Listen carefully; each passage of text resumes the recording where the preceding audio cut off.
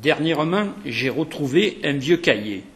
Sur ce cahier, je notais mes sorties de chasse et dates de l'époque où je recherchais la bécasse des bois avec mon chien d'arrêt. Peu à peu, les souvenirs reviennent. Je décide de retourner sur les lieux que je parcourais il y a une quarantaine d'années en compagnie de mon chien. Je me dirige vers le quartier du Bonheur et la colline de Piégros. De là, j'atteindrai le Clos, puis le vallon du Caramy et ensuite le plateau de Cassel.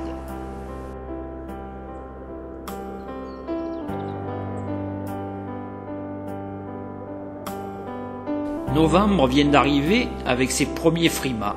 C'est aussi le temps du Mistral, des premières gelées et de la chute des feuilles.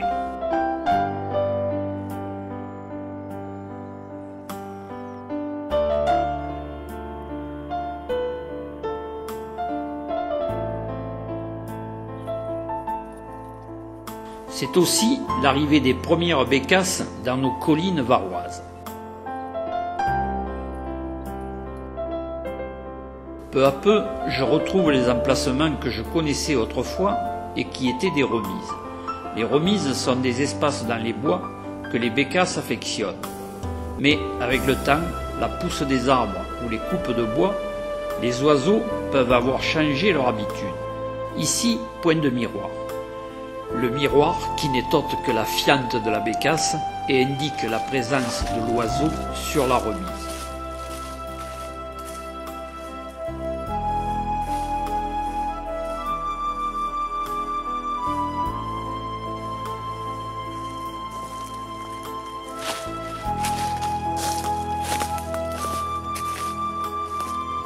Finalement, ce vieux cahier est un bon prétexte pour une balade en forêt, car je sais bien que sans un bon chien d'arrêt, il y a peu de chances que je lève une mordorée. Mais la magie des lieux agissant, j'ai l'impression d'entendre à nouveau la clochette et de voir mon chien au travail dans les buissons. Ensuite, le tintement qui ralentit, puis l'arrêt du chien et le silence jusqu'à l'envol de l'oiseau. Mais non, c'était bien mon imagination. Il n'y a pas de chien, pas plus qu'il n'y a de bécasse. Au passage, je redécouvre la vieille bastide du Clau, ou plutôt ce qu'il en reste. Oui, le temps n'a rien arrangé.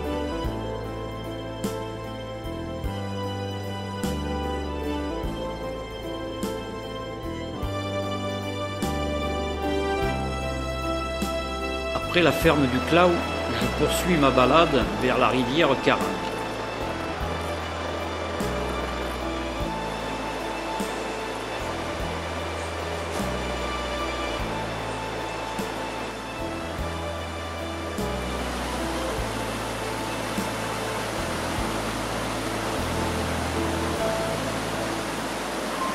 Après les dernières pluies, il me sera impossible de franchir le Gué. Je vais devoir pousser jusqu'au pont romain pour traverser la rivière afin d'atteindre le plateau de Cassel.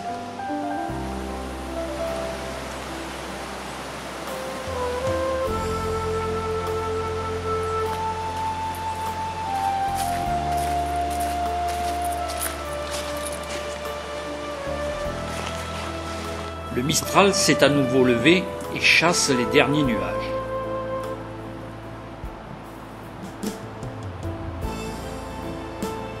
Après avoir franchi la rivière, le sentier s'élève peu à peu. Arrivé sur le plateau, j'emprunte la piste sur quelques centaines de mètres pour ensuite retrouver l'ancien chemin. Je me dirige vers le milieu du plateau pour atteindre le Jas de Roudao, ou la bergerie de Roda.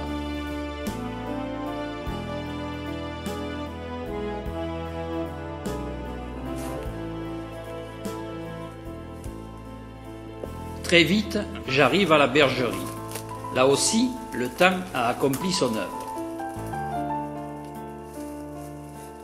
J'ai du mal à m'imaginer que toute la première moitié du XXe siècle, les troupeaux pâturaient dans ces collines et venaient s'abreuver ici et y trouver un abri pour les nuits froides de l'hiver.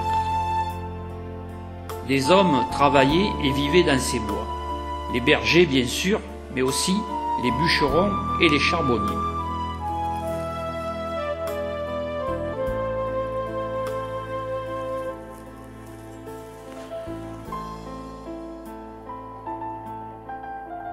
On retrouve encore de nos jours les enclos à moutons où les bêtes étaient parquées.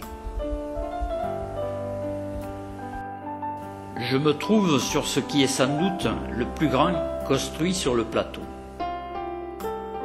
Ce sont les bergers qui ont construit ces enclos.